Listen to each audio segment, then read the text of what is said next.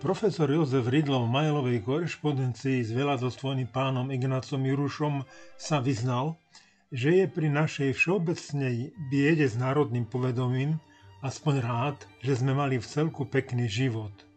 Že naša vymierajúca generácia, ktorej sme súčasťou, dala Slovensku opäť štát a ak si ho Slováci prehajdakajú a dajú si ho vziať, tak im treba. Stanú sa výnosnou folklórnou skupinou na mape anomálií európskeho kontinentu, akýsi retoromani švajčiarskeho súšťatia. Koniec citátu z textu, ktorý vznikol v tieni hrobového ticha pri storočnici profesora Milana Ďuricu, ako si to všimla národná aktivistka doktorka Elena Šebová. 100 rokov nášho v Taliansku známeho historika a my, príslušné, teda štátom platené inštitúcie nič.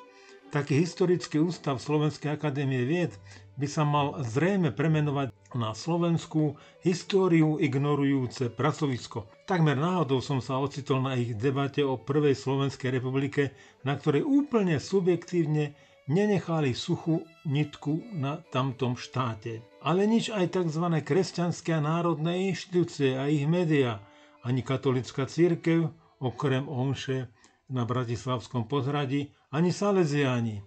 Slovenské národné noviny z 9. augusta venovali profesorovi Ďuricovi jedinú vetu a konštatovanie. Viacerí historici s jeho interpretáciou obdobia prvej Slovenskej republiky nesúhlasia.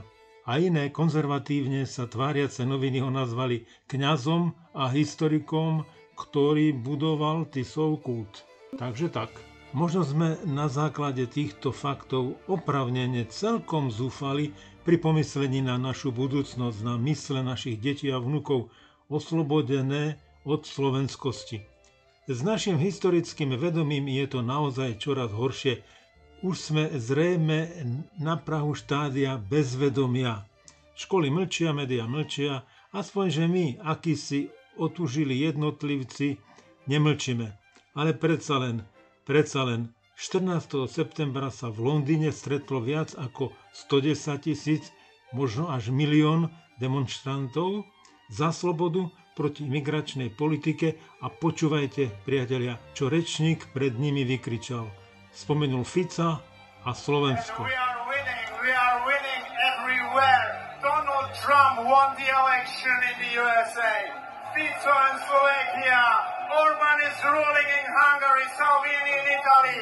And I promise you, we, the AFD, we are going to win. Takže svet o nás už, či ešte, vie. Činí sa totiž náš predseda vlády na všetky 4 svetové strany a má to zmysel. A zrejme má zmysel aj naše individuálne snaženie sa nezabudnúť na mužov, ktorí sa nebali písať o našej histórii tak, ako sa udiala. A nie iba o krvi prelievaní na konci augusta 1944, ktorého začiatok dokonca zmeškal aj jeden z pripravovateľov Gustav Husák. Po stretnutí budúcich vodcov povstania v Čermošnom sa prezident Tiso, keď ho o tom koncom júla 1944 informovali, spoliehal práve na neho, na Karváša a spol, že zrejme musia niečo robiť, aby Slovensko po vojne totálne nezlikvidoval Beneš. Páni Ďurica, vnúk či Ridlo a ďalší žili našťastie v časoch pre nás mrazivých, na vtedy ešte slobodu umožňujúcom západe.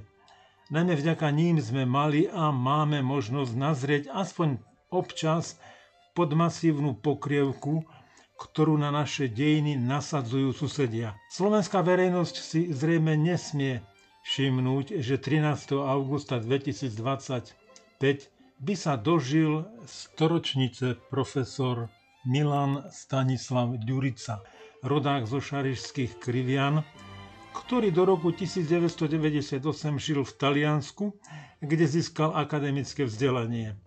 Umrel v Lani ako 99-ročný 25. januára 2024.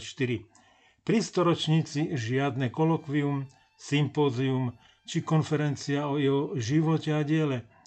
To naozaj naše elity nie sú zviazané okrem diablových obrázkov, teda peňazí, s ničím iným. Nezaujímajú ich nejaké osobnosti, ktoré sa o slovenský národ zaslúžili? Diela čističov našich dejín mne i mnohým mojim priateľom priniesli na papieri to, čo sme počuli doma od starých rodičov a mám. Bolo to tak, synu, a nie inak. Osobne som sa s profesorom Ďuricom stretol veľakrát v archíve Národnej banky i u neho na Drotárskej ulici. Občas ma povzbudil: píšte, od vás to skôr príjmu ako odo mňa. Vytvoril dielo, ktoré kardinál Korec nazval kolosálnym. Vo vydavateľstve Postscriptum vyšiel 5-zväzkový výber z jeho diela Scripsi vobis, ktorý pripravil profesor Rydlo v edícii Libri Historia Slovakie, Libri Historia Europae. Žiaľ, ako by nikto o tomto diele ani nevedel, alebo ani nechcel vedieť. Nejaká zmienka, ani pochválne, ani hanlivo. Ani katolíci, ani antikristi, ani štátotvorcovia, ani štátoborci, ako konštatuje profesor Rydlo. Žiaľ, ani jeho aktivity nie sú na slnku, ale kdesi utajené. Tak kresťanská filozofia dejín, či jeho kniha o ruskom mesianizme a komunizme. Po niektorí spomedzi nás dokonca hľadajú odpovede na otázku, čo chceme so štátom naším. Quo vadis Slovensko na čele s vodcami, ktorí nepoznajú tvoju anamnézu. Hoci profesor Ďurica prevetral slovenské, talianske, vatikánske, francúzske, rakúske i nemecké archívy, to, čo napísal, sa veľmi nepáči Slovákom bez slovenskej krvi a slovenskej duše. Po neuveriteľne plytkej kritike jeho naozaj objavného diela Dejiny Slovenska a Slovákov, ktoré vyšlo napokon v 6 vydaniach, bránil sa publikáciou priblížiť sa pravde. A o to sa usiloval po celý život. A tam prídu časy, keď sa k pravde predsa len priblíži aj náš národ. A keď po mužoch, ako je on, ale aj po celej plejade iných významných Sloveniek a Slovákov budú pomenované ulice v našom hlavnom meste i v celom Slovensku.